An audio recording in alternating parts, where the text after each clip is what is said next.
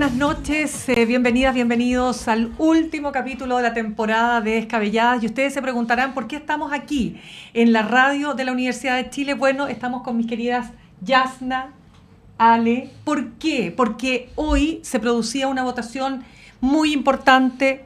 Es verdad, a lo mejor no era la que soñaban muchos, pero es una votación de todas maneras histórica y finalmente se ha logrado, después de 15 años, sacar una reforma a las pensiones. Y queríamos estar hasta el final, hasta la última votación, una votación que además fue de 110 a favor en la Cámara de Diputadas y Diputados y 38 en contra. Y por eso estamos acá, porque queríamos conocer en detalle, acaba de hablar el presidente de la República, Gabriel Boric, que ha dicho, esta reforma tiene rostro, que nosotros nos reíamos, pero... ¿Tiene rostro de mujer? Tiene razón, sí, porque efectivamente uno de los propósitos de esta reforma es precisamente mejorar las pensiones de las mujeres que habiendo cotizado los mismos años que los hombres, habiendo incluso trabajado de la misma forma, bueno, teníamos menos pensiones porque vivimos más. Es decir, una serie de discriminaciones y otros aspectos que vamos a pasar a analizar aquí junto a mis queridas compañeras. ¿Quién parte de las dos? Yasna Levin. Bueno, es dueña de casa. Además, pues. Todas somos dueñas de casa, pues. No, pues, yo soy invitada nomás. Ah, ya. Si tú eres más dueña de casa que nosotras. Sí. Digan la verdad. Digan la verdad. Bueno, es cuestión de ver las caras de los ministros cuando salieron. Yo diría que más allá de la reforma previsional propiamente tal, de la que hemos hablado mucho, y hay que seguir explicando luego sus detalles, pormenores, plazos, etcétera, es una operación política impecable. El solo resultado en la Cámara de Diputados, que es una Cámara con 35 diputados independientes, 23 partidos políticos, que se hayan producido votaciones por sobre 100 diputados, es una hazaña. Muchos reviven la política de los acuerdos. Yo quiero invitarlas a discutir eso porque me parece que es un escenario completamente distinto. Esto es un gobierno de minoría, logra un acuerdo haciendo muchas concesiones, pero logra un acuerdo que va a subir las pensiones de los jubilados y las jubiladas en montos bastante razonables para los montos que existen. Y sin duda que uno de los protagonistas de la jornada hoy es la Asociación de Aseguradoras Estadounidenses, que decidieron preceder esta votación con una carta amenazante acusando... puede haber influido, ¿ah? Yo creo que fue determinante. Sí, contemos de qué estamos hablando para que entendamos de qué hablamos. Sí, esta es una carta de las aseguradoras estadounidenses que, recordemos, son propietarias, distintas aseguradoras de todas las AFP que conocemos. Hace rato que dejaron de tener capitales principalmente chilenos, hay un par que son mixtas, pero son fundamentalmente de aseguradoras gringas que mandaron una carta a Boric diciendo que si se aprobaba esta reforma lo iban a demandar al Estado de Chile por expropiación de inversiones. Y yo creo que no pudo recibir mejor ayuda al gobierno. Yo creo que está pauteado por la ministra Jara. Oye, no, espérate. No, pero es que... Llamaban a honrar los tratados internacionales.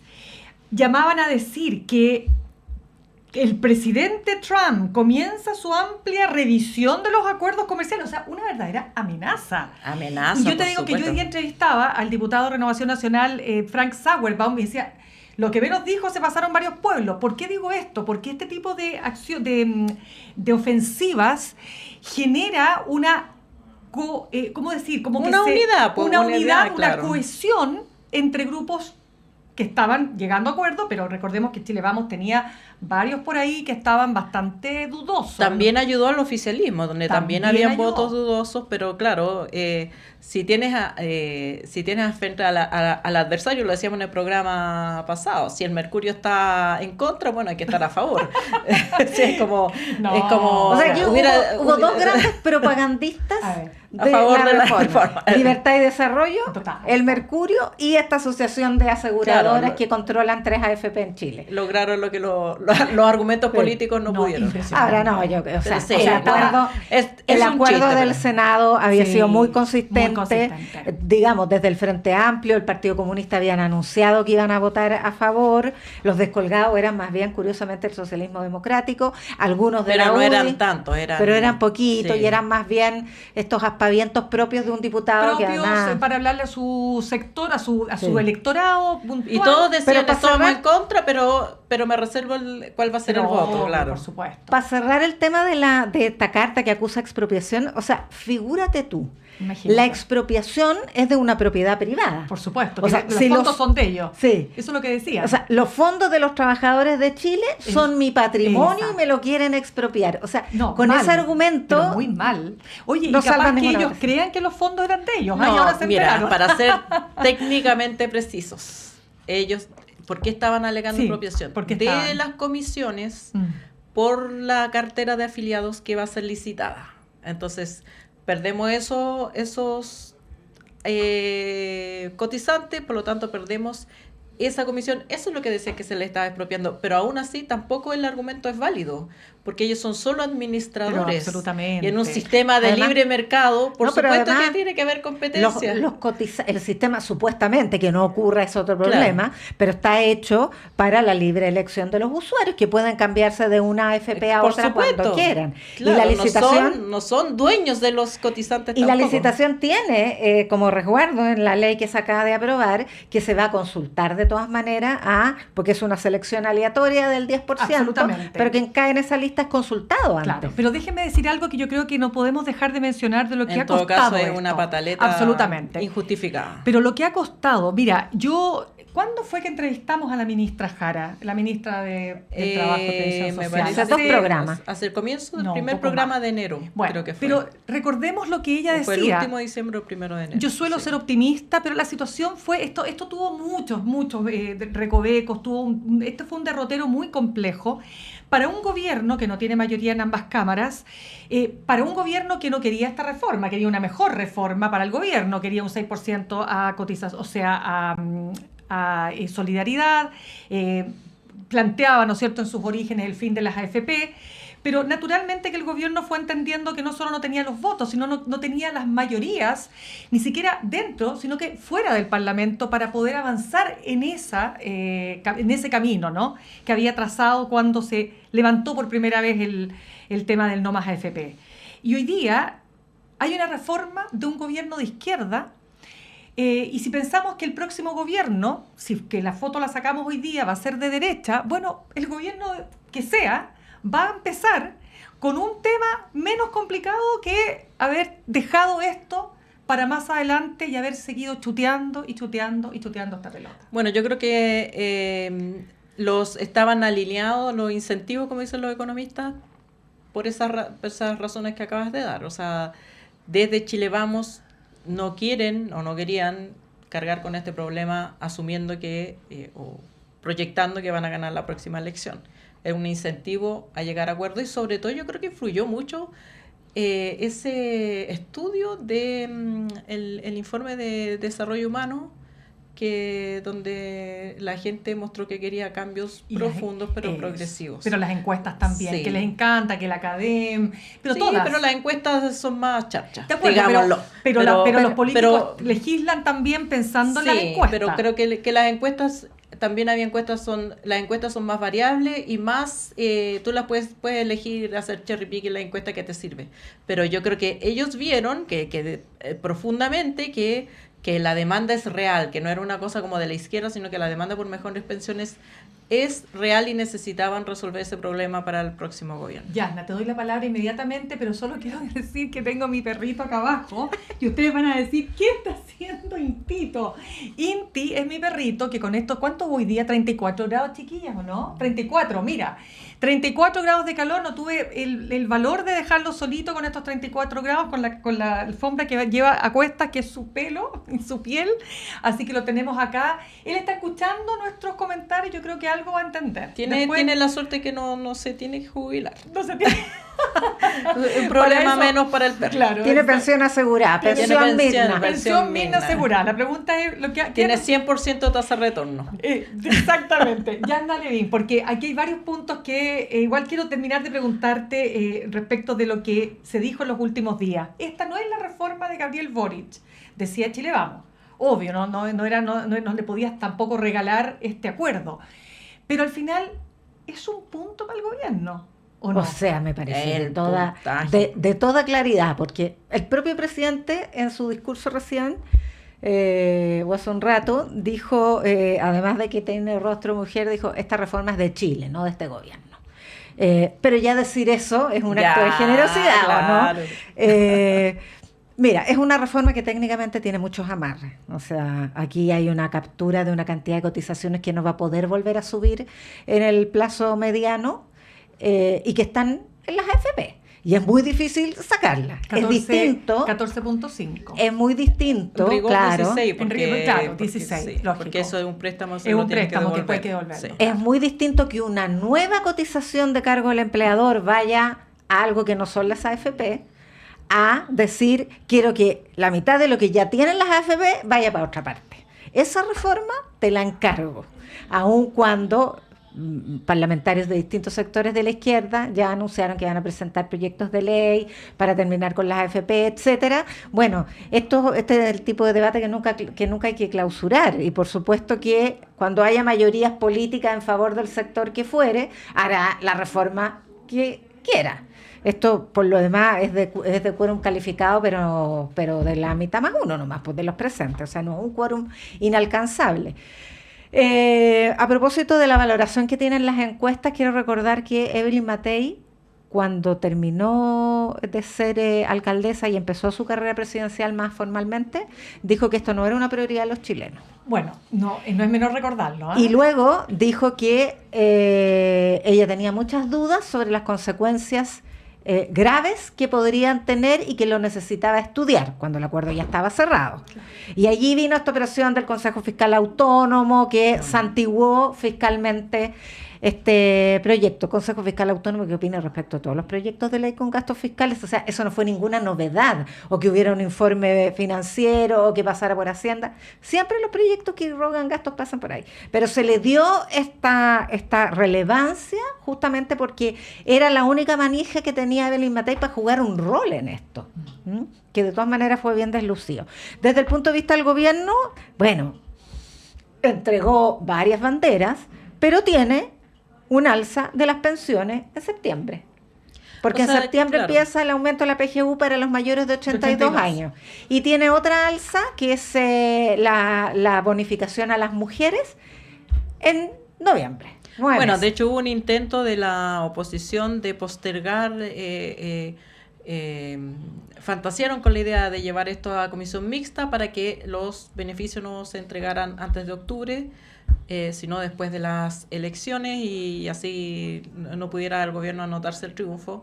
Pero la sensatez, yo creo que también en el sector imperó, porque en marzo puede cambiar completamente el espíritu y no haber reforma ninguna. Entonces yo creo que ese era otro incentivo puesto sobre la mesa que ayudó a que el proyecto saliera ahora. En marzo van a estar todos en otro modo. Pero mira, dicho lo que tú has señalado, Yasna, que está bien recordar que efectivamente Evelyn Matei ahí tuvo una conducta bastante errática, cuando pudo haber abrazado mucho antes el acuerdo que se estaba materializando y haberse convertido en una verdadera líder, ¿no es cierto?, para llegar con todo hasta el final. Igual hay que reconocer que Chile Vamos logró resistir el tironeo de la ultraderecha, que no ha sido el mismo caso en otros momentos, ¿no? Cuando ya sabemos los procesos anteriores, constitucionales, y porque además con esta cosa que les sale por el costado, Johannes Kaiser, ¿no?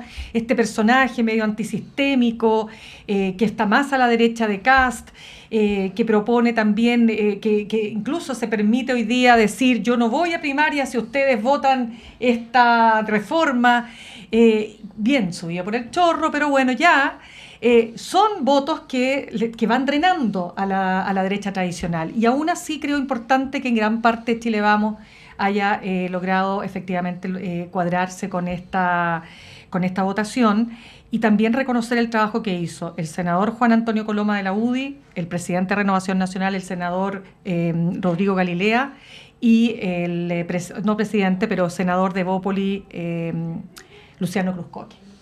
O sea, todos hicieron aquí un trabajo de ingeniería mayor y de detalle titánico y encomiable. En el caso de el Frente Amplio y el socialismo democrático más el Partido Comunista, o sea, el oficialismo, ganan haber hecho algo que va a significar dinero para los adultos mayores.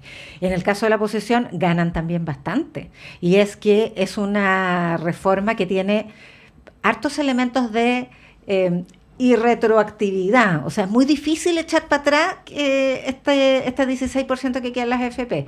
Pero además lo dijo José Felipe Cas, presidente de la Comisión de Hacienda del Senado, claro, en el Mercurio, la Tercera el domingo. Aquí ganaron las ideas de la derecha. Y eso es evidente. Es verdad. Eso es evidente. O sea, que todo se vaya a capitalización individual es que ganan las ideas de la derecha. Impusimos nuestras condiciones, me dijo hoy día Frank Sauerbaum. Claro. Entonces, impusimos nuestras condiciones. Entonces, pero es que es verdad. Pero también es cierto que si hubiesen querido ellos hacer la reforma de sus sueños, probablemente tampoco habría sido esta. ¿Puedo intervenir en este diálogo? Se sintió postergar. O sea, ¿te quieres?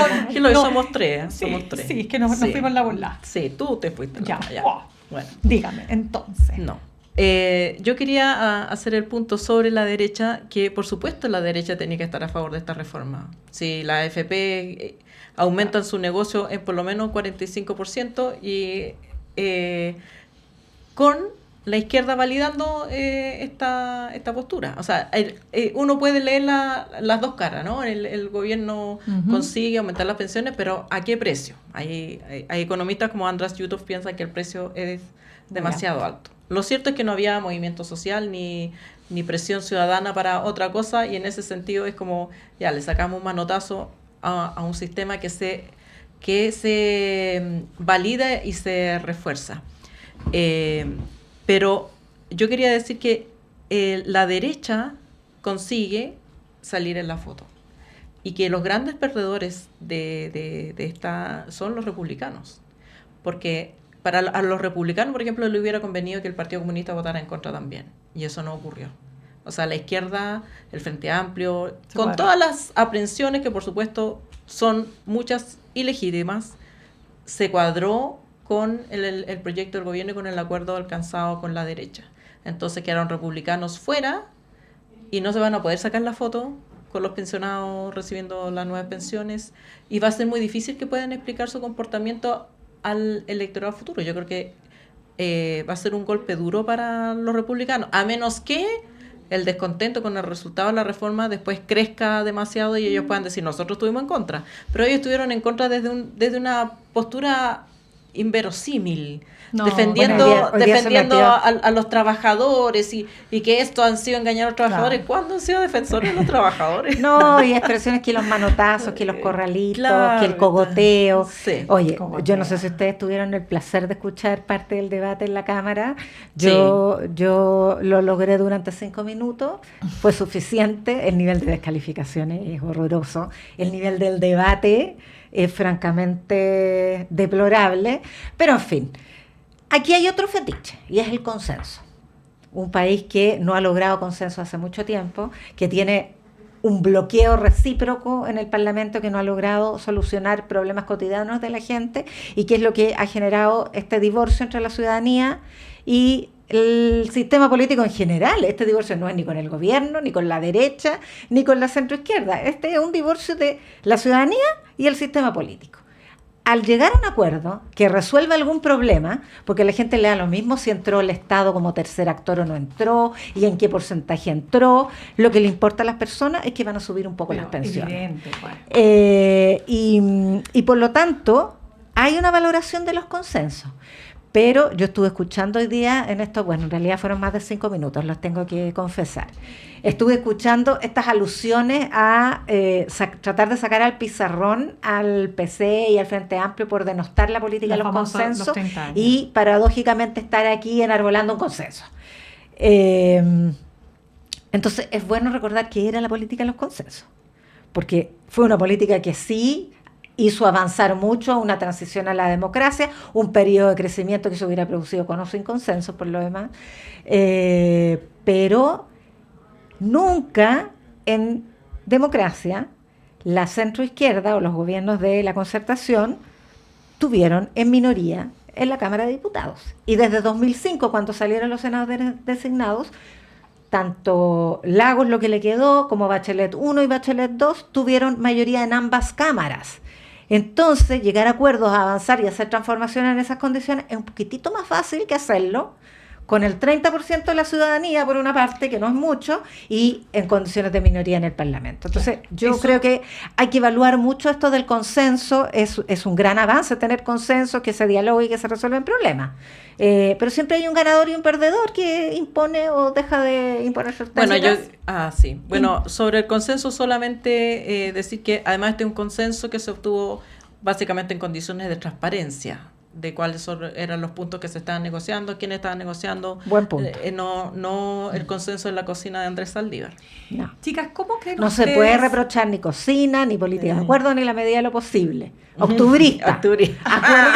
Acuerdista. Oigan, ¿cómo ven ustedes ahora cómo queda la figura de Janet Jara? Ale. Por supuesto que queda lista para, en mi opinión, lista para convertirse en precandidata presidencial de la centroizquierda. Se lo decían los republicanos. Le financiaron la campaña a De la Janet centroizquierda, Jara. no, pues para las primarias con... A primarias. Primaria. Pero en el sector yo creo que puede ir más allá del Partido Comunista, puede ir frente a Amplio, Partido Comunista, yo creo que podría ser una abanderada. Sí. O sea, pero no por falta de mérito. Yo creo que ella hizo un trabajo impecable, además bien, no sé si carismática, es muy querible su actitud. Es muy agradable. Sí, pero no, yo creo que una buena primaria, O sea, eficiente, tiene que tener claro, a los tres sectores. Tiene que tener al PC, tiene que tener al Frente Amplio, tiene que claro. tener al Y no va a socialismo tener a demócrata. Jadwe, ¿estamos de acuerdo?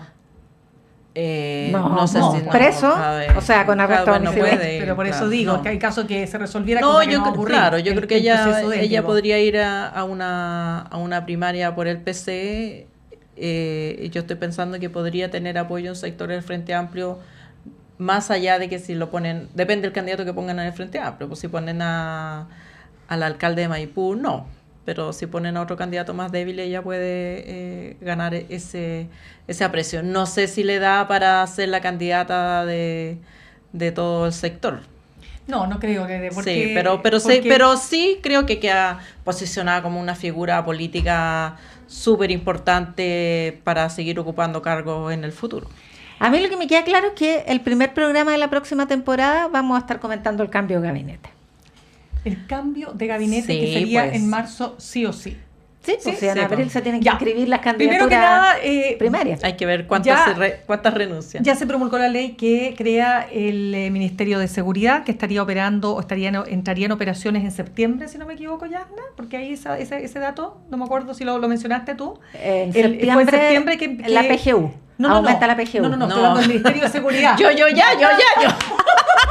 Oye, ver que hasta ahora. Ya, bueno, en algún momento. Ministerio de Seguridad, Agarra mi oreja porque sorda. ya más encima la pobre tiene una Ya, oreja el sorda. Ministerio de Seguridad cuando En entra septiembre, no me acuerdo. tengo entendido que en septiembre. Sí, bueno, ok. pero como sea, el candidato más probable a, digamos, estar en lo que quede del Ministerio de Seguridad será Cordero. Cordero. Por supuesto. Por supuesto. El candidato más A probable. menos que tenga que ser ministro del Interior. No, porque el ministro del Interior sería Elizalde. Elizalde. ¿Sí o no? Sí, tiene que ser un socialista. Sí, Elizalde. Y ahí tenemos a Carolina Toá, que se presentaría, ¿no es cierto?, como candidata, probablemente para primarias, por cierto, de no sabemos qué, porque el Partido Socialista hay cierta resistencia, incluso se hablaba de la candidata del 3%, una cuestión bien peyorativa. Vamos a ver qué pasa con eso, porque finalmente PPD y PS, digamos... El PS va a llevar candidata de todas maneras. Tú dices que no va a llevar a Carolina Toá A como una su primaria candidata. sí, va a llevar, sí, porque ahora en esta fase todos los partidos necesitan un que si el cabeza PS de lista Sí, para... pero si el PS y el PPD van divididos a una primaria, gana el Frente Amplio. Po. Sí, pues. No hay ¿Y ninguna quién? posibilidad si a las primarias no es voto obligatorio. A las primarias va el activo, Claro, el el activo. activo El movilizado. activo. ¿Y Bueno, quién tiene más militantes? Nos estamos acelerando mucho, pues chiquilla. En todo Sí. caso, sí, nos estamos acelerando mucho, pero yo creo que raya para la suma, más que si ganó uno, ganó el otro. Bueno, ya, digamos que ganaron todos de alguna manera. Y en ese sentido, por supuesto que respiro. Yo no sé si alguna vez ustedes creyeron que esto se iba a concretar en Sí. este gobierno. ¿Tú sí? Ah, no. No, es en que este gobierno. proyecto se iba a Este aprobar, proyecto, sí. no, pero en este gobierno. Este todas las proyecto sí, dificultades. el primer proyecto no, No, sí, pero porque yo es un ni proyecto siquiera ni un siquiera proyecto básicamente donde la izquierda saca sí, algo importante, pero claro. la AFP y Bueno, la industria ganan todo. no sé, yo tengo bueno, en fin, aquí efectivamente se dieron las dos partes, eso también hay que decirlo, pero bueno. No, esto fue un acto de madurez política. Fue un acto de no. madurez política de todas maneras. Chiquilla, se nos va acabando el tiempo, así es que un segundo va usted, un segundo va usted. No, eso, Listo. yo creo que esto es un acto de madurez política que tiene resultados positivos para sus beneficiarios, que no son ni la derecha ni la izquierda, sino que los pensionados de hoy y de mañana, pero tiene resultados negativos, que es que deja un poco más inmóvil el sistema de AFP. Un poco, porque cuando se ganan las elecciones se puede cambiar todo. Claro. Sí, yo creo que hay que ver si la historia va a decir si este es el primer paso o el último. Y de eso va a depender también la evaluación futura, porque sube un poquito las pensiones, pero no sé si al punto de cumplir con las expectativas de la ciudadanía. Bien. Chiquillas, chiquillos, nos vamos a una pausa y al regreso desde nuestro estudio vamos a seguir con más temas, lo que está pasando con Trump 10 días después. Como dijiste tú, nace un dictador. Nace, con signo de interrogación. Nace. ¿Un dictador? Nace. Sí, eso iba a decir. Nace un dictador. A la vuelta le contamos.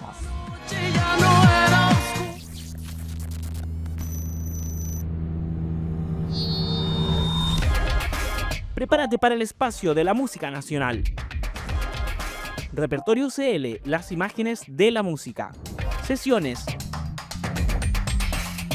Entrevistas. Backstage.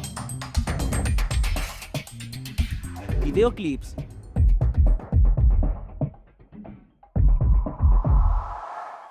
En Uchile TV y todas sus plataformas.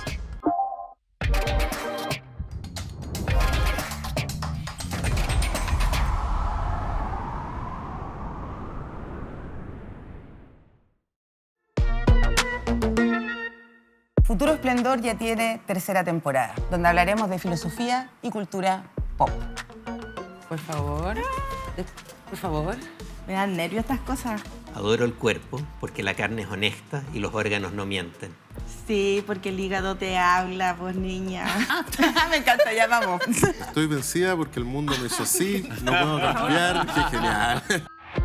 Junto a Diana Urenque y sus invitados, recorreremos el pensamiento de nuestro país y cómo estamos mirando al mundo.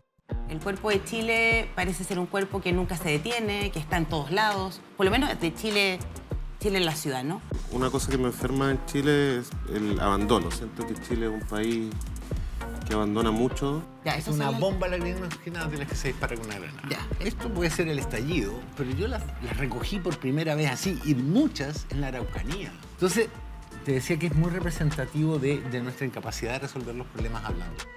Desde Nietzsche a Freddie Mercury. Decir amo, quiero que seas lo que eres, significa quiero que florezcas.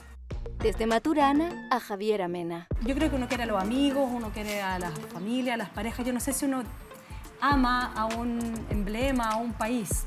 Me cuesta pensar en eso no porque sea incorrecto, sino porque creo que trae confusiones. Te invitamos a entrar a nuestra demolición del pensamiento en Uchile TV.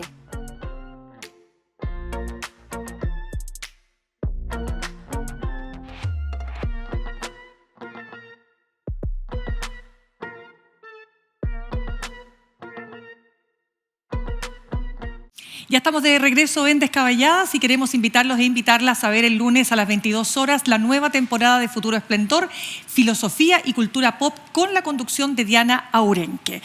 En este bloque vamos a entrar en el tema Trump porque es imposible no tocarlo, y sobre todo porque él, tal como dice su título, se ha vestido de emperador. Y esto no lo decimos nosotras, lo dice el propio medio británico The Economist, que asumió una actitud imperial haciendo un análisis de lo que han sido estos primeros días frenéticos con estas órdenes ejecutivas que tienen por propósito no dejar títere con cabeza, arrasar, generar por supuesto un golpe de efecto, pero también instalar las nuevas bases de lo que va a ser su próximo gobierno. Y uno de los temas más importantes ha sido la política de shock contra toda forma de inmigración. Se suponía que al comienzo iban a ser expulsados los migrantes que habían cometido delitos, pero esto se ha convertido en una verdadera cacería de brujas, al punto que hay zonas en Estados Unidos que los medios describen que están vacías.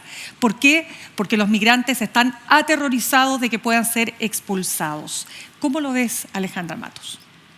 Creo que es como que hay que dosificar la crítica porque esto se va a poner peor. Como estaba viendo a Jon Stewart del Daily Show, de esta show de noticias comedia, que decía, bueno, concentremos la crítica, digámosle dictador por las cosas que son dictatoriales y guardémonos por el resto, porque entre medidas de menor alcance, de mayor alcance y violaciones a la Constitución están todas mezcladas y parece difícil discernir cuáles son medidas que tomaría un presidente haciendo ejercicio de su programa, porque no es un presidente progresista, fue electo democráticamente, fue electo con un programa conservador, proteccionista de las fronteras y anti-inmigración.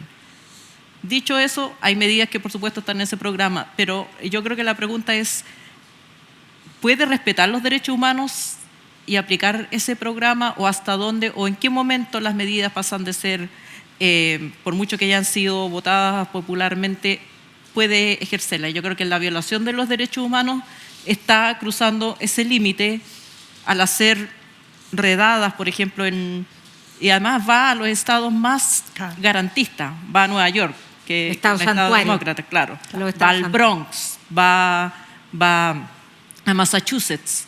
Y con esta jefa de seguridad nacional, en los gobiernos anteriores uno nunca sabe el nombre del jefe de seguridad nacional, pero en este caso ella anda acompañando a los policías, van filmando, van haciendo una especie de reality, y por supuesto que eso es todo violación de derechos humanos, porque aunque la persona sea un migrante que ha cometido un delito, tiene un derecho a su día en la corte, tiene derecho a demostrar si lo cometió o no lo cometió, si su pena está, entre comillas, servida, etcétera. ¿No? Esta política del terror es una política de terror de Estado parecido, yo creo que en Chile podemos identificarnos parecido a los allanamientos que ocurrían en las poblaciones, en el supuesto propósito de buscar a personas que han cometido actos contra el Estado, se allanaban todas las casas, se ponía a todos los hombres en las canchas, y eso yo creo que esas imágenes son las que están apretando el estómago de muchas personas. Yo no sé si el Parlamento, recién están reaccionando los parlamentarios demócratas, como que, bueno, hay cosas que Trump no puede hacer, pero ya van atrasados, ya Trump va pasando máquina por todos lados. Yo no sé si se va a poder, el sistema norteamericano va a poder contener las violaciones a los derechos humanos que se están empezando a cometer y que probablemente se van a agravar. ¿Qué era lo que tú decías, Yana, respecto de los check and balance, que es en el fondo los contrapesos que hay en este país para poder detener, ¿no es cierto?, esta reacción, este backlash que se dice en inglés, que es como esta reacción extremadamente autoritaria y conservadora que a ratos parece efectivamente ir por sobre la ley. Es lo que dice también el The Economist. Entonces, ¿hasta qué punto lo puede hacer y cuáles van a ser esos contrapesos y equilibrios? Bueno, yo creo que más que emperador me evoca a mí. Evidentemente tiene muchas diferencias históricas, pero Tercer Reich sería el cuarto.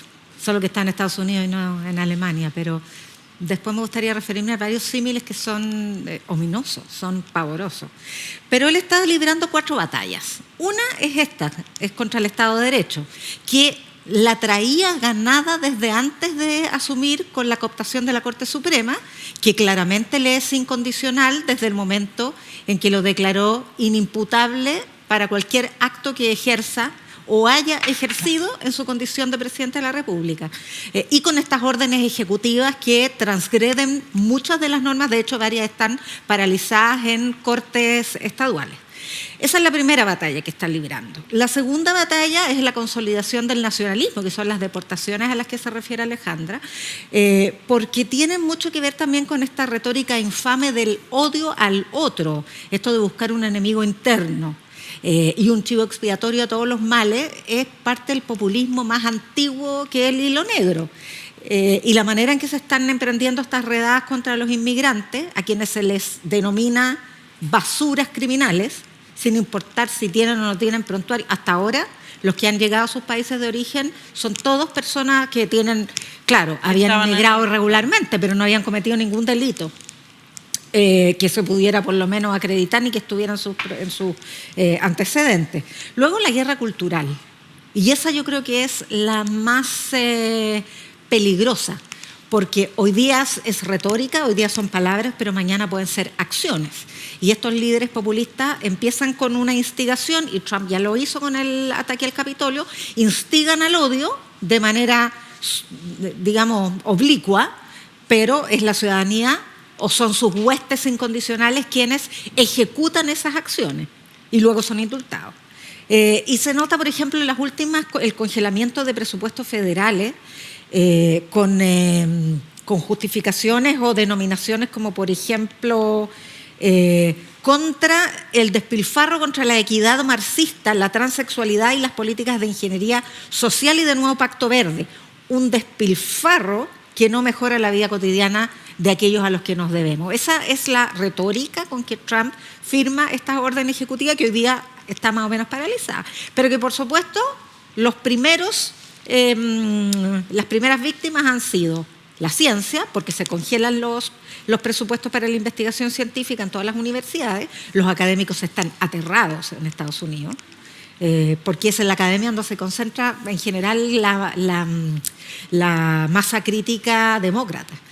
Y, por supuesto, a todos los programas gubernamentales de integración, de inclusión, etc.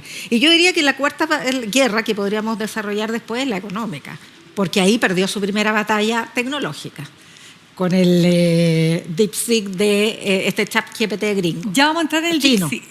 Chino, sí, pues que le hace el peso al ChatGPT. Ahí perdió la primera batalla de esa Totalmente. Pero antes de entrar a ese también momento luminoso que se produjo esta semana, porque de alguna manera era David contra Goliat, pues estamos hablando de los grandes magnates tecnológicos, pero antes de eso... Yo creo que los chinos no son David. No son David, pero bueno. Claro, Goliat contra Goliat. Lo que pasa es que después les voy a contar que estaba leyendo la historia del chino que creó este chatbot. Sí, pero todas las tecnologías parten en un garage y todo, no, y ahí está la retórica. Pero lo que quiero... No, pero dale el romanticismo que merece. Ya. No, pero por supuesto, no, pero mira... Lo que impacta también es este Donald Trump que prometió que iba a ser dictador por un día. Y lo está haciendo. Y más de un día. Y más de un día. O sea, se lo tomó al pie. Ya lleva una semana. ¿Y sabes lo que pasa? Estamos en el día 10. No, y él dice, en el fondo, ¿en qué se escuda Donald Trump para su acción desenfrenada? A mí me votaron y todos sabían lo que yo estaba proponiendo. ¿No es cierto? Es verdad. O sea, sí. Dijo que lo iba a hacer y muchos dijeron, no, si este hombre ya sabemos cómo es, ¿no? Son bravuconadas, son bravuconadas, pero no, mira, si pasó en el primer gobierno, hay muchas cosas que sí, pero es que este no es el primer gobierno, este es otro gobierno y este es un Donald Trump que no tiene por propósito perpetuarse en el poder, porque sabe que no tiene más de 4 años, sino que lo que tiene por propósito es ganar la batalla cultural, que es lo que tú estás diciendo, y que a la ultraderecha le encanta esta batalla cultural, que dice relación con todo aquello que... se proyecta 4 años más. No, pero es que él no puede como, a menos que cambiar la Constitución. Hay cosas que en teoría no puede y la está haciendo igual. Está bien, podría cambiar la Constitución, que ya sería una cuestión extraordinaria en un país como Estados Unidos, pero... Si pensamos que termina su carrera política, comillas, como posible candidato a una nueva presidencia en 4 años más, lo importante es qué es lo que se está construyendo para los 4 años que vengan y para los años que vengan. Y ahí está esa batalla cultural. Y uno ve a los demócratas en estado de shock permanente y con la única capacidad que tienen los gobernadores demócratas, tal como tú decías, Yanna, de detener en sus respectivos estados esta ofensiva que muchas veces, tal como lo hemos dicho, pareciera pasar por encima del Estado de Derecho. Bueno, pueden detener hasta donde, eso es lo que estábamos hablando, se puede detener hasta cierto punto porque las redadas en Nueva York se están haciendo a pesar de que es un estado demócrata, en toda su magnitud y profundidad, digamos. O sea, el gobernador y los gobiernos tienen autonomía. Massachusetts es considerado un estado socialista dentro de Estados Unidos y se están haciendo redadas allí, entonces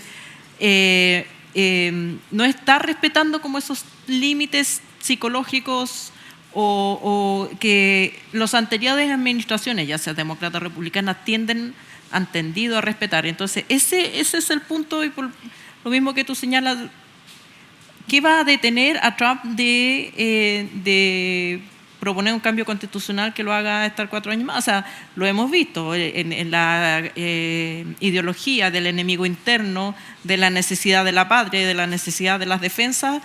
Las personas autoritarias tienden y quieren perpetuarse, y eso va a depender más que de su voluntad, de cuánto ha sido exitoso en imponer el miedo, porque más que política cultural, aquí lo que está imperando es el miedo. Está obligando a la inhibición de las personas que se oponen, como cualquier dictadura. Las personas que se oponen pueden ser perseguidas. Está instaurando la política de que tú puedes delatar a un funcionario de gobierno que no está cumpliendo sus políticas. Todo eso, con un despliegue de mucho poder, lleva, más que a adherir a las políticas, lleva a obedecerlas por miedo, y todos los que se salen de la fila tienen sincero temor de ser perseguidos. Eso, si se mantiene en el tiempo, si el Congreso no lo puede detener y si el Poder Judicial no lo puede detener, a mí no me sorprendería que o se proponga él o ponga a su hijo o cualquier títere en 4 años más. Bueno, para eso tiene a su vicepresidente que lo está trabajando desde ya. Solo decir que es muy importante cuando uno analiza lo que ha pasado con Donald Trump y con la llegada por este segundo periodo.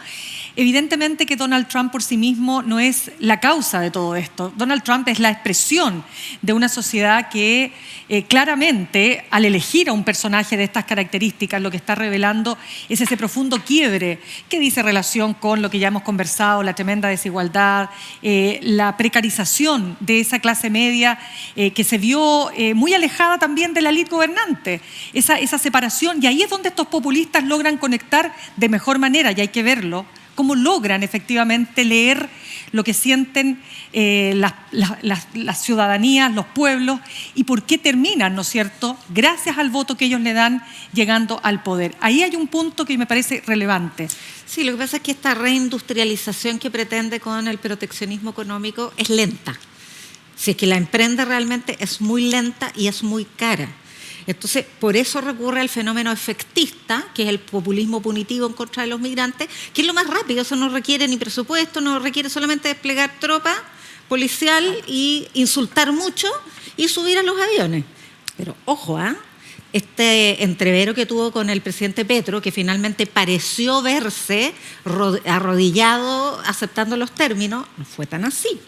Ayer llegaron los 2 primeros vuelos de deportados colombianos, vuelos con aviones colombianos, sin los grilletes con los que los habían mandado al principio, y agradeciéndole a su gobierno el trato digno que pudo lograr.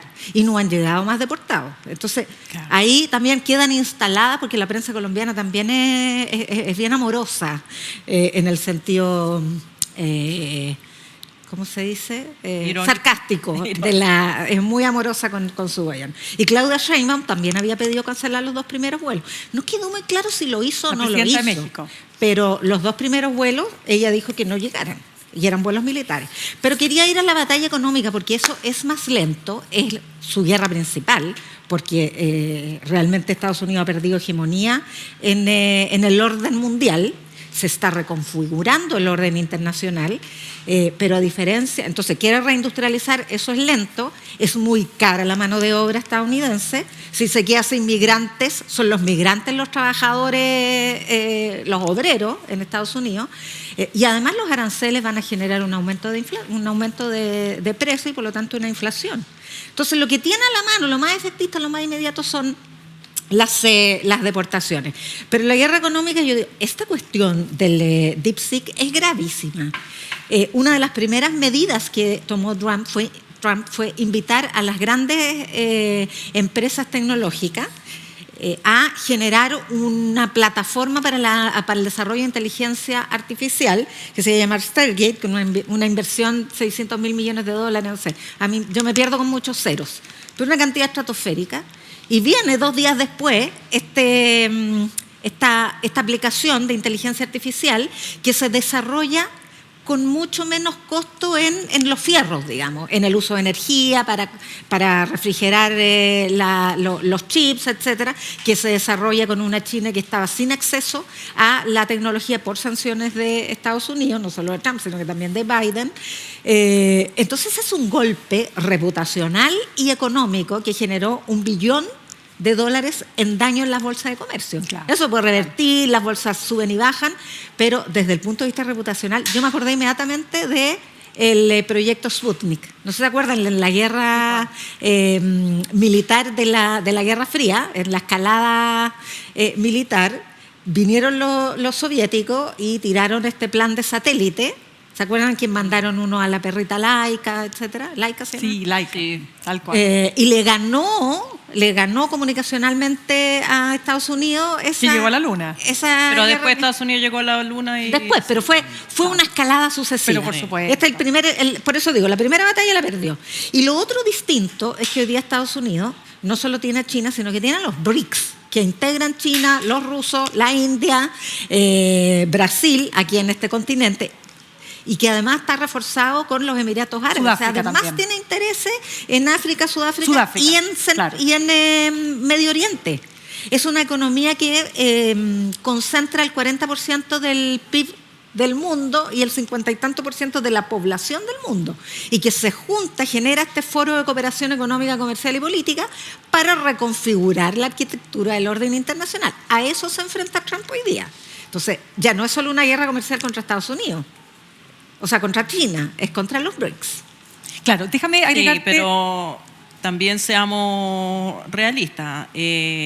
Hagamos lo imposible. Claro, Estados Unidos es la principal potencia militar del mundo, y eso todavía cuenta en el tablero de fichas, y que China es grande porque le vende a Estados Unidos, entre otras potencias. Pero yo no creo en un orden mundial de guerra comercial que China podrá vivir sin Estados Unidos, ni Estados Unidos sin China, así que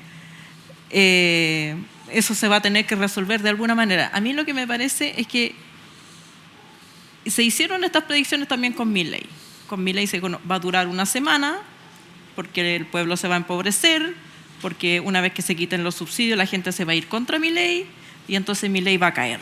Pero yo no he dicho ningún minuto. No, yo no estoy diciendo que... No, pero tiene razón, se han hecho predicciones así, como que... En marzo caía como que Milei. No le va a resultar su plan económico, y va a caer. Yo creo que lo que trae Trump es la manifestación de un presidente, a diferencia de otros, de izquierda, derecha, del signo que sean, que dice voy a hacer algo y lo hace. Y eso genera mucha estamina, mucho entusiasmo y mucha épica. Y con épica la gente a veces está dispuesta a pasar hambre, está dispuesta al fanatismo por su líder. Sí. Y yo creo que ese es el peligro del sistema autoritario. Totalmente. Que mientras goza de esa popularidad puede salir libre de asesinato, de abusos y de violaciones, de lo que sea. Totalmente. Incluso Mira, expansión pero déjame decir algo, territorial. Yasna, déjame decir algo cortito. Es que la Yasna puso un punto que me parece importante, que es el factor económico, es la batalla económica.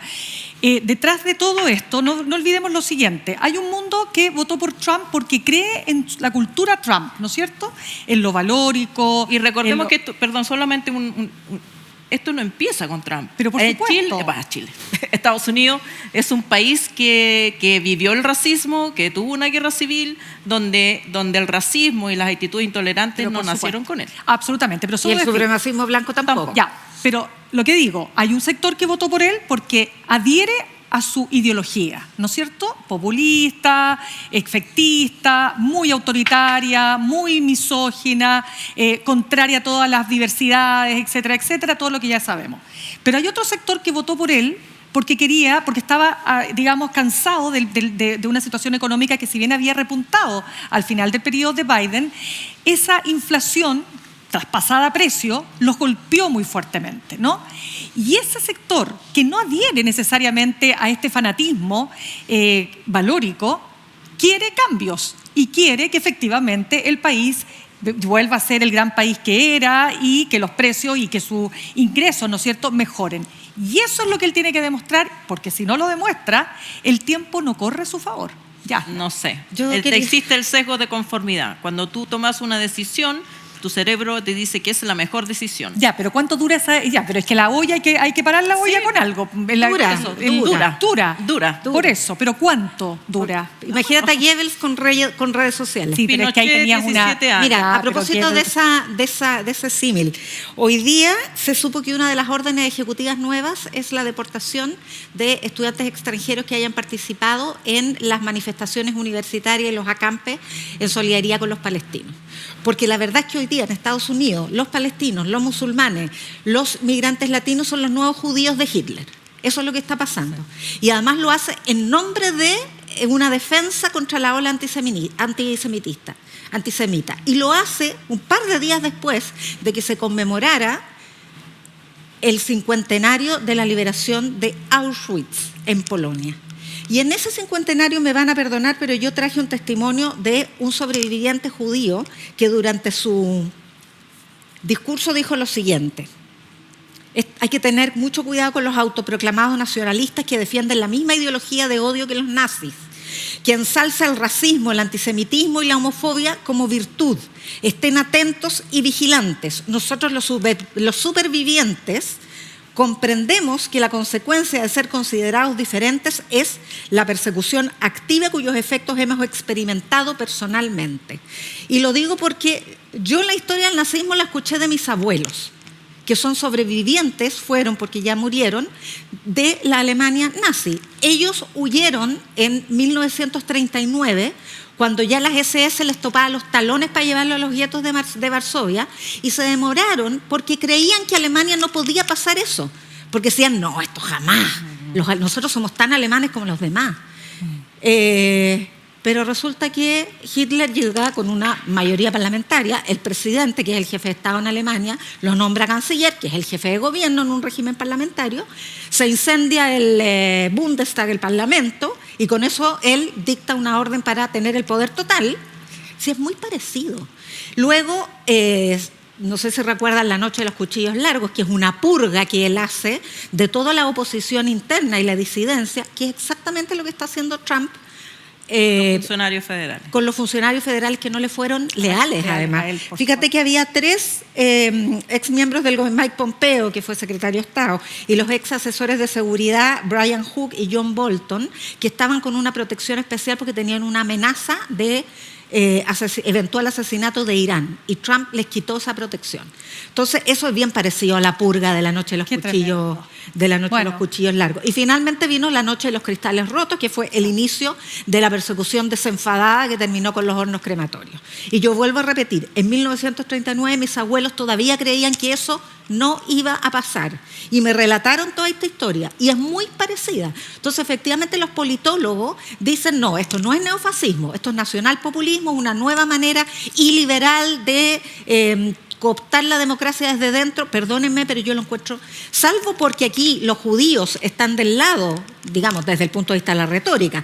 Yo quiero negar, porque este judío que hizo el discurso en el aniversario de la liberación de Auschwitz, está en contra de ese nacionalismo y hacen una alerta en contra de ese nacionalismo. Entonces, cuando Trump, justamente para congraciarse con algunos poderosos con dinero, dice que está defendiendo a Estados Unidos de esta ola antisemita, lo que está haciendo es blindar a Elon Musk cuando hizo el saludo nazi, que después dicen que no fue un saludo nazi, y cualquiera que lo vea con honestidad se da cuenta que es el saludo nazi, porque es el mismo Elon Musk que fue a Alemania a entrevistar a la candidata presidencial de la Alternativa para Alemania y a decir, esto del recuerdo del Holocausto tiene que quedar en el pasado, es el pasado, hay que mirar hacia adelante. adelante. Ya ha apoyado a personajes nazis, digamos, en distintos países. También Trump dijo esta semana, en su semana gloriosa, que había que limpiar Gaza. Claro, había que limpiar Gaza. Después se explicó que todo es como que lo dice y después se explica, claro, no es así. Ya. Como que había que limpiar Gaza, pero que vayan a vivirse a Egipto y a Siria un ratito, y mientras les reconstruimos las casas y después vuelven. Dijo limpiar, Dijo limpiar. Porque y está el audio que... Y limpiar tiene la connotación de limpieza clean étnica, out, por supuesto. Entonces, obviamente que están en sus primeros pasos y él va a empujar todo lo que pueda hasta donde pueda. Y si no eres latino, puede ser o eres mujer o eres de la diversidad sexual, entonces te va a llegar igual. O sea, los únicos que están a salvo son los hombres blancos. Tremendo. Heterosexual. Nos quedan muchos temas más.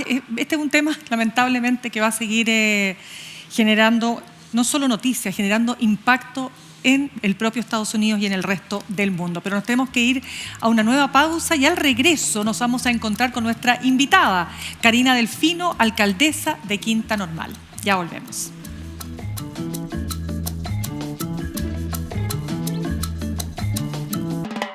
Los conciertos más icónicos y presentaciones inolvidables desde la icónica Sala Máster de Radio Universidad de Chile ahora llegan a tu pantalla.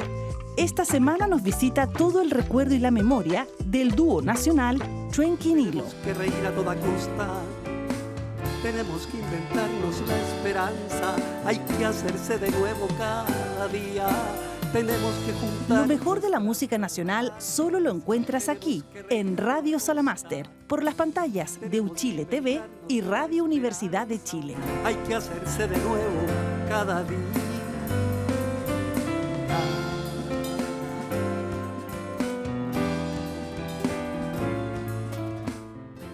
Ya estamos de regreso y está con nosotras ni más ni menos que no solo la presidenta de la Asociación de Municipalidades, no solo la alcaldesa de Quinta Normal, reelecta por cierto, no solo la militante del Partido Socialista, está también una representante del movimiento pingüino que se nos olvida, pero cuando comenzó Chile a cambiar, bueno, partió por ahí, ¿o no? ¿Se acuerdan? Nosotros éramos más viejitas, sí, pues. Tú eras una escolar, pero que iniciaste un proceso. Es que es muy interesante, Karina. Gracias por estar con nosotros esta noche, Karina. Muchas gracias. Fíjate que quiero preguntarte precisamente por eso. Pero espérate, está igualita. Pero es que te pasaste. Muchas gracias. No, que venga haber sido dirigente estudiantil, así porque tomé 1000 años y como, ¿te acuerdas que eras dirigente estudiantil? Así como, basta. Sí. No, ya superé esa etapa. Ya lo superé, por favor. Oye, pero superemos esa etapa. Pero Karina, fíjate que todos los análisis, cuando uno habla con académicos, estudiosos, ¿no?, de los procesos sociales, esto que dicen que Chile se jodió después del estallido y antes teníamos un oasis. Jodió Andy, en realidad. Claro, pero en definitiva, y siempre se dice, no olvidemos lo que pasó con los pingüinos 2006, 2011 el movimiento estudiantil, que fueron la antesala. ¿Cómo has visto el país? ¿Cómo ha cambiado el país desde ese momento? Bueno, estábamos hablando recién de que ya han pasado casi 19 años de la Revolución Pingüina. A mí hasta los vecinos el día de hoy me dicen que me veían cuando estaba de escolar. Bueno, yo fui presidenta del Liceo 1. Y yo creo que es súper importante revisar esos procesos. Yo estudié en una escuela básica de Quinta Normal, República de la India de 307. Una escuela muy chiquitita, en medio de un barrio. Y después me fui al Liceo 1. Y a mí me tocó ver y palpar las desigualdades de clase. O sea que en el fondo, por A, B o C y por interés también de mi familia, nos esforzamos. Finalmente terminé en el Liceo 1, pero vi como muchos de mis compañeros que veo hasta el día de hoy, no por falta de habilidades, sino que por oportunidades se quedaron en el camino. Y a veces duele ver que temas que en ese momento nosotros levantamos con tanta fuerza, como el tema de infraestructura, por ejemplo, hasta el día de hoy está sin resolver. Entonces yo creo que ese es un movimiento, yo lo he dicho varias veces, que es esencialmente de clase, porque las demandas, las solicitudes, el relato eran temas súper concretos y sensibles. El lucro en la educación, por cierto, pero también surge el movimiento estudiantil, o uno de sus principales, como yo diría, hitos, es el, comillas, Liceo Acuático Elota, que se llovía en invierno. Entonces fue algo como súper sensible, súper de clase, yo diría, como lo que le afecta a las personas que menos tienen en el fondo.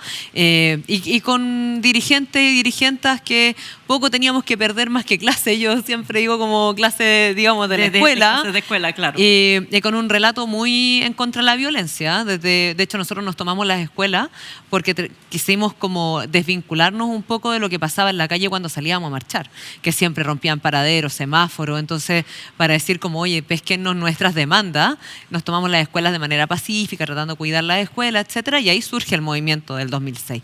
Yo tenía 17 años, así que estaba joven. Todo este periodo, perdona, hay personas que han dicho se equivocó esta generación al poner el acento en la educación universitaria, la gratuidad universitaria y dejar atrás la educación pública. Hoy día la minoría de los niños va a escuelas públicas, antes era a la inversa. ¿Estás de acuerdo con ese diagnóstico? Mira, esa es una gran reflexión y una gran discusión que yo creo que en algún minuto hay que dar. Efectivamente, hoy día, si uno ve las universidades, lo mismo que ha retratado la presidenta Bachelet, cuando uno va la reciben con mucho afecto y cariño, porque muchos de esos estudiantes que o se tenían que endeudar o no tenían para pagar, hoy día estudian con gratuidad. Y eso, por cierto, que es un avance. Pero hay otras cosas que están pendientes. Entonces yo creo que uno tiene que ahora poner el énfasis en lo que está pendiente. Y son dolores muy profundos. Yo también lo retrato. Yo muchas veces he tenido que suspender clases en la escuela porque los alcantarillados se suben. Entonces, claro, somos país OCDE, estamos en el año 2025 y tenemos malos los baños de la escuela. Sí, claro. Entonces, yo creo que falta hoy día un plan de infraestructura de verdad que permita que los alumnos estudien con dignidad y los trabajadores también. Son otros temas también, pero partir por la base de baños, sistema eléctrico y techos, que imagínate que hasta el día de hoy hay muchos que son de asbesto cemento, que da cáncer cuando uno los manipula. Y eso es la realidad de muchas escuelas. Y por otro lado, tienes otras cosas que son ya de mayor orden, pero por ejemplo las salas de clase hoy día son un horno, en el invierno hace frío, entonces al final las condiciones materiales también en el fondo inciden en los aprendizajes de los niños. Entonces yo pondría énfasis en infraestructura, en aprendizajes en el aula, que yo creo que hay también una tremenda discusión, en el tema convivencia, que no es solamente los colegios del centro, sino que también pasan cosas en nuestras escuelas, sobre todo la convivencia de migrantes con chilenos, que también hoy día es una realidad en las escuelas. Y finalmente temas de jardines infantiles, que tenemos una lista de espera en muchas de las comunas que es bastante larga. Yo volvería a una política de construcción de jardines infantiles. Karina, recién salió, hace como un mes, el resultado de la PAES, que mostró lo que muestra siempre, la brecha entre ricos y pobres, con una particularidad esta vez, y es que han salido todos los colegios que dejaron de tener, los emblemáticos que dejaron de tener selección. Salieron del ranking de los primeros. Ahora, sabemos que esos estudiantes están en otras partes, rindiendo lo mismo que rendían en los emblemáticos. Pero tú hiciste en una oportunidad, justamente en una entrevista que te hizo Mina Schindler, una crítica a la reforma, aquí el proyecto de inclusión, por el efecto que ha tenido en los colegios emblemáticos, entre otras cosas. ¿Puedes explicarlo un poco mejor? Porque hubo gente dolida. Mira, yo creo que es importante que se pueda fortalecer la educación pública. Y lo mismo que estamos hablando acá, temas de infraestructura, convivencia, aprendizaje, etcétera. Y esto no es solamente recursos, sino que también voluntad política.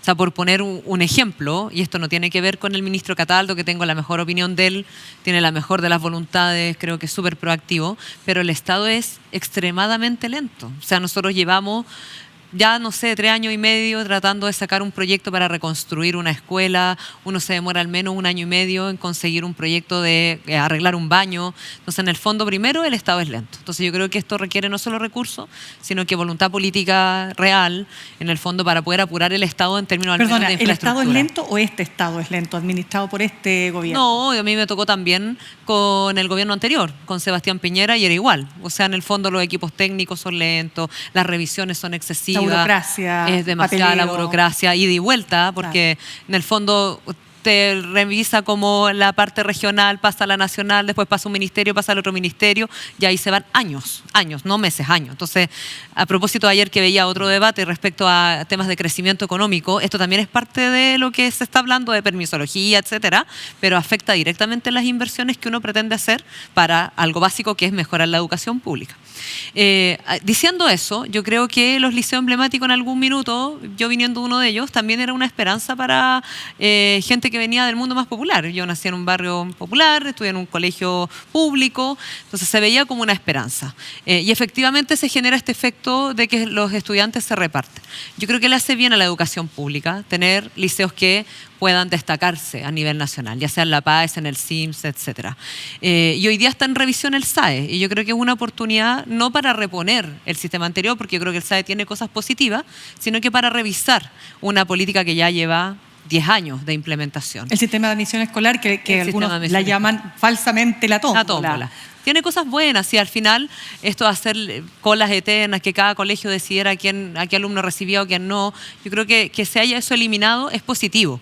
Pero en particular con algunos colegios, y que entiendo que se ha ido avanzando en un consenso, que se mezcle finalmente el mérito con la inclusión social. O sea, que en el fondo exista como también algunos tipos de colegios que pueda también considerarse el mérito hasta que el sistema pueda rendir mejor. Si en el fondo no es mantener este sistema para siempre, sino que todos los colegios puedan ya al menos tener un mínimo de aprendizajes, convivencia, infraestructura que permita que el sistema pueda funcionar mejor. Claro. Karina, quiero llevarte al tema que es tan propio de ustedes, los alcaldes y alcaldesas, que dice relación con la crisis de seguridad. Hoy día veíamos un caso tremendo en Maipú de una mujer que había sido atacada por 8 hombres que la golpearon para quitarle el auto.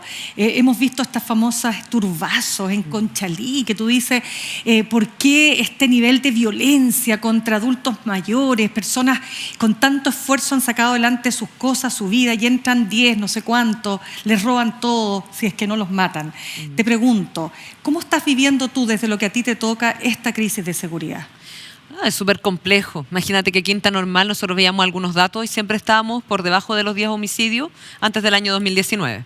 El año 2022 fue el peor. Tuvimos 17 homicidios. Y después fuimos bajando y ya estamos entre los 10, 11, ya los últimos 2 años. Pero es súper complejo porque hemos estado viendo tipos de delitos que antes no estábamos acostumbrados a ver.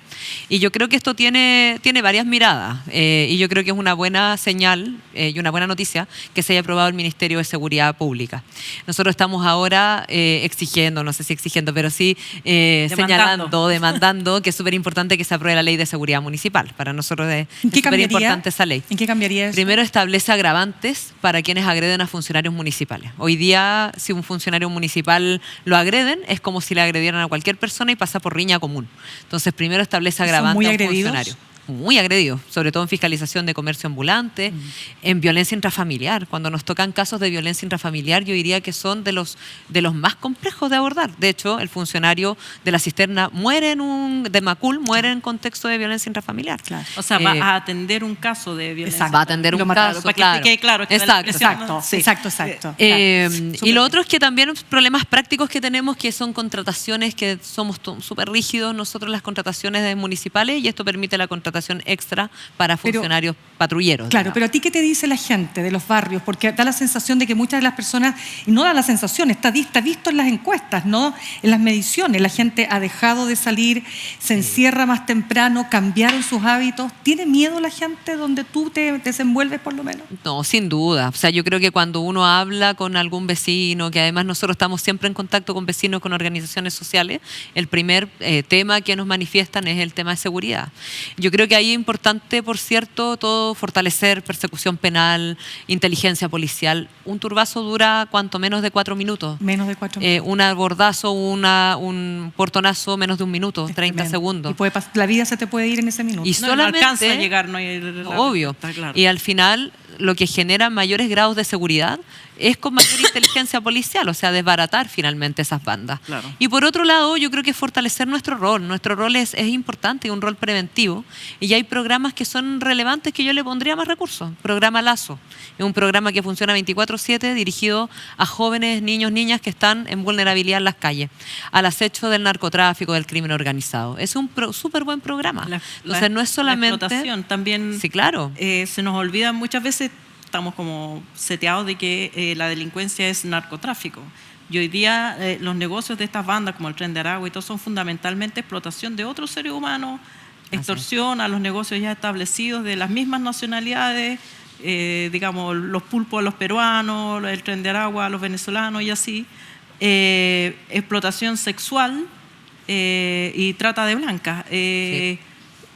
¿Cómo puedes lidiar o cómo ves esa realidad desempeñada en la comuna? Porque muchas veces, claro, ni siquiera cuando les está yendo mejor no hay homicidio.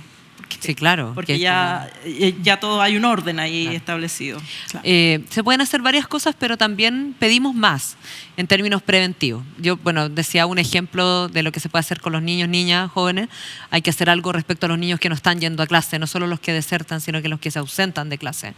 Pero nosotros hace poco hicimos una demolición de una casa que eso se puede hacer de manera administrativa en coordinación con la Fiscalía y las policías, que estaba tomada, que la ocupaban 30 personas en 18 piezas, tenían hasta una piscina y se ocupaba como una parte como estratégica o logística de los pulpos. Sin saber nosotros como municipio, la Fiscalía sí nos dijo que era una banda criminal la que operaba, pero que ya esa casa no estaba en investigación, que procediéramos y la demolimos. Y hoy día esa casa se va a recuperar para la comunidad. Entonces imagínate una casa que habían pasado personas que fueron víctimas del sicariato, por ejemplo, o que operaban ahí. Que estaban secuestradas. Que estaban secuestradas, que además muchas veces arrancaron por la casa de los vecinos reclamando. Esta casa llevaba 5 años tomada, pero al menos un año con este tipo como de delitos, no incivilidades, delitos derechamente, y que hoy día la hayamos demolido y hayamos entregado tranquilidad a un barrio, es súper importante. Ahora, claro, yo digo, esas personas probablemente se cambiaron de lugar, por eso es importante que también opere la inteligencia policial.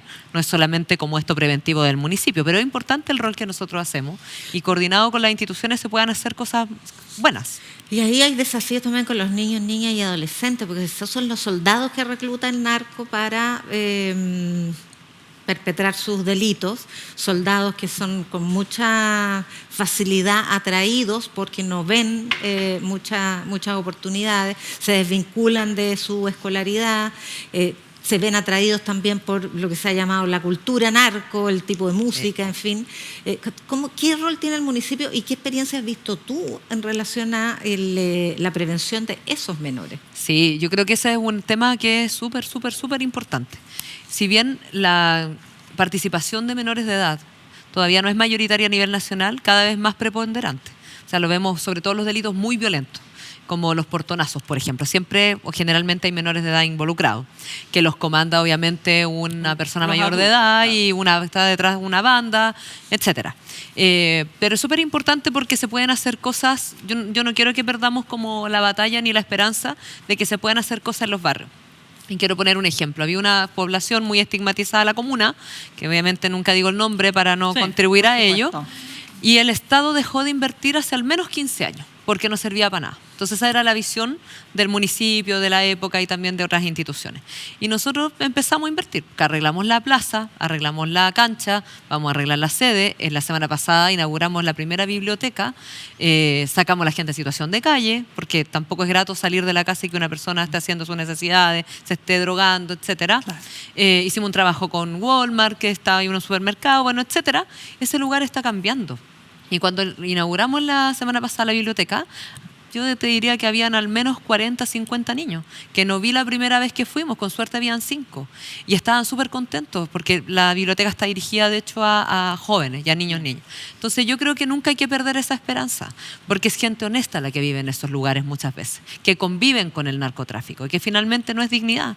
Y ahí sí pueden cooperar, ayudar, colaborar, coordinar los municipios.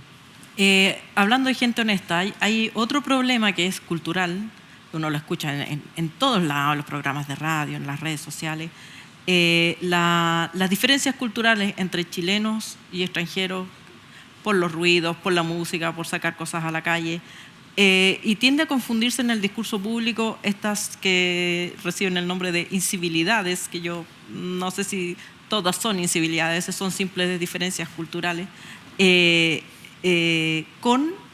asocia con el delito. Y hay comunas donde se concentran más migrantes que en otras, por supuesto, y esto provoca mayor tensión entre los vecinos y los recién llegados. ¿Le cabe al municipio algún papel en esa interacción cultural? Es un tremendo tema también. Nosotros tenemos el 12% de migrantes en la comuna. Somos de las comunas de la RM que tenemos mayor cantidad de migración. ¿Y de una nacionalidad específica? Venezolanos, peruanos, colombianos, como que es lo principal.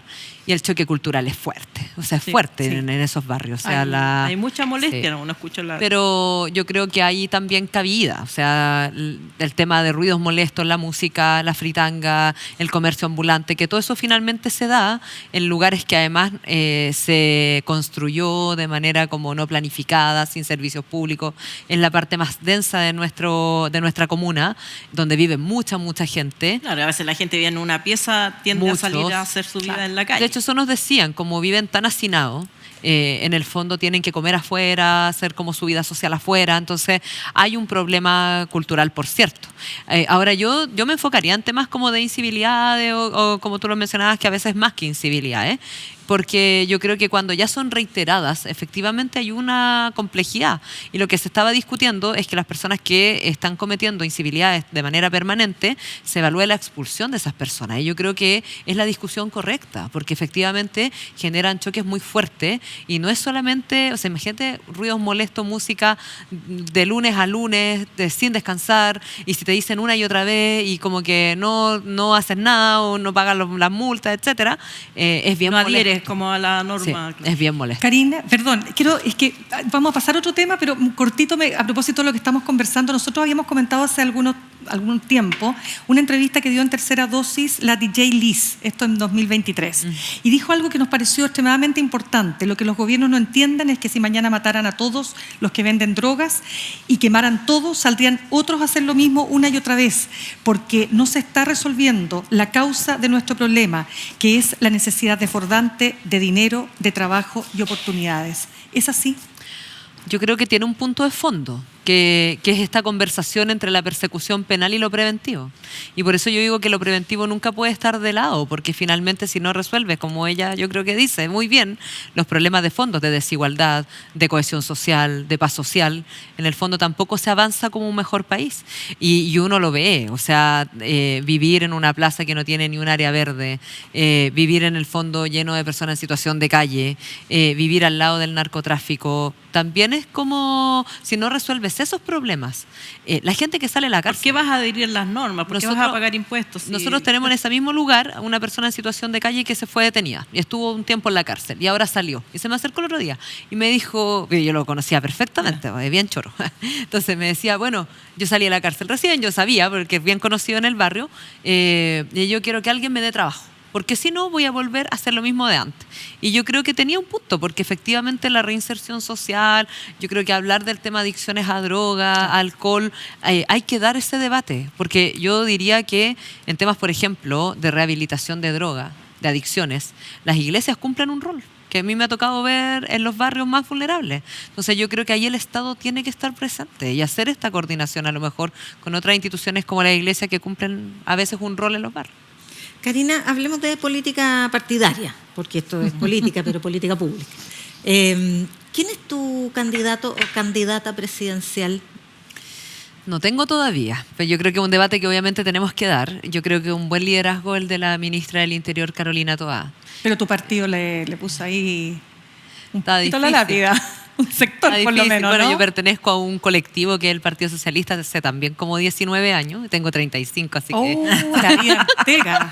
Llevo muchos años en el Partido Socialista. Sí. Pero yo creo que ya es un buen liderazgo para nosotros. Yo creo que... ¿Por qué hay gente que se opone, que eres tú tan tenazmente? No es nuestra candidata. No, porque yo creo que hay procesos que hay que decantar, que es parte de las conversaciones, reflexiones que tiene que dar el propio Partido Socialista. El Partido Socialista ha dado además como una voluntad de llevar una propia candidatura presidencial, pero yo creo que debe existir una conversación con el PPD, si no somos lo mismo, pero somos partidos hermanos, digamos. Y después de la carta de Michelle Bachelet, ¿no renace esa posibilidad? Yo creo que también la presidenta es un excelente liderazgo, pero ha dicho tantas veces que no, y que está a disposición de colaborar en otra candidatura, que yo creo que es importante también pensar en esa otra candidatura tal como ella lo ha dicho. Si ella dijera que sí, obviamente todo cambiaría. Me parece que me le gusta más Claudio Rego. ¿Tú crees? Pero si ella dijo una vez... Porque hizo mención a un gobernador. Sí, claro, pero no sé. Sí. Puede ser el otro gobernador, quizá, ¿no? O Claudio, no sé, bueno. Oye, Karina, también como socialista, quisiera preguntarte, pero como socialista de una generación, que etariamente es la misma del Frente Amplio y del presidente Boric. ¿Ha habido una relación entre el socialismo democrático y el Frente Amplio, y no tanto con el Partido Comunista, porque ya estaban acostumbrados a ello, en la nueva mayoría, compleja? Muchas heridas que quedaron por las impugnaciones del Frente Amplio a las 30 años de la concertación, qué sé yo. ¿Tú crees que eso sanó? ¿Está en vías de sanación o van a convivir con recelos para siempre? Yo creo que siempre hay que entender que el adversario no está dentro de nosotros, está fuera. Y para eso hay que hacer todas las reflexiones y conversaciones y diálogos posibles, porque de eso se trata la política. En las diferencias. O sea, nosotros somos distintos, el Frente Amplio, el Partido Comunista, el PPD, el PS, somos distintos. Y cada uno tiene su propia cultura política. Pero el diálogo es fundamental para ponernos de acuerdo y poder avanzar. Yo creo que las diferencias son diferencias nomás. Y las diversidades son diversidades. Y hay que entenderlas de esa manera. Pero yo creo que es importante ponerse de acuerdo en lo común para poder avanzar. Pero, a ver... no quedaste conforme con la respuesta. No. A ver, va a ser más muy decisiva. Que, por ejemplo, uno cuando escucha por ejemplo, el debate de la Cámara hoy día por la reforma previsional, la permanente alusión al Frente Amplio a que criticaron la política de los consensos, que denostaron la medida de lo posible. O sea, hay ahí cómo se une esta nueva generación política, y ya no hablo de lo etario, sino que de la era política que estamos viviendo, que comparte un ideario más o menos común, con diferencias, como tú dices, pero ninguno por sí solo va a ganar nada. ¿Cómo se unen en torno? ¿Es esta columna de opinión de la expresidenta Bachelet, que fue en el país, la clave de eso? ¿Tú crees que para allá iba? ¿Para allá? ¿Déjense pelear? Yo creo que ella ya lleva un tiempo pensando en la unidad. Y lo hizo, yo creo que ella cumplió un rol muy importante en llegar al acuerdo de la elección municipal. Obviamente no estuvo en la mesa de negociación ni sentada, pero todos sus esfuerzos contribuyeron, obvio, a que pudiéramos avanzar en una lista que nos pudiéramos poner de acuerdo. Yo creo que el Frente Amplio y sus dirigentes en algún minuto hicieron frases que no fueron de las mejores y que les pesan hasta el día de hoy. Tampoco es monedita de oro. Pero yo creo que a propósito, tiene varias. pero a propósito de lo que decía Yasna de los desaciertos y de esto que cuesta un poco, que hoy día se le saca en cara, y hoy día es distinto ser gobierno, porque toca generar mayorías. Entonces, en la generación de mayorías hay que avanzar, a lo mejor dejando atrás algunas cosas que uno le gustaría si uno tuviera todo el gobierno, todo el parlamento, etcétera. Pero no se gobierna solo. Y en el Congreso es más difícil con las diversidades que hay. Pero yo creo que al final del día lo importante es poder ponernos de acuerdo y avanzar. Bueno, en todo caso en el Partido Socialista también hay opiniones bastante... yo me estaba acordando de Marcos y la Vaca, que decía: nos quedamos con la Constitución de Pinochet, entregamos el tema a la ISAPRE y más encima fortalecimos las AFP. Así que, y ahí la dejó cantando.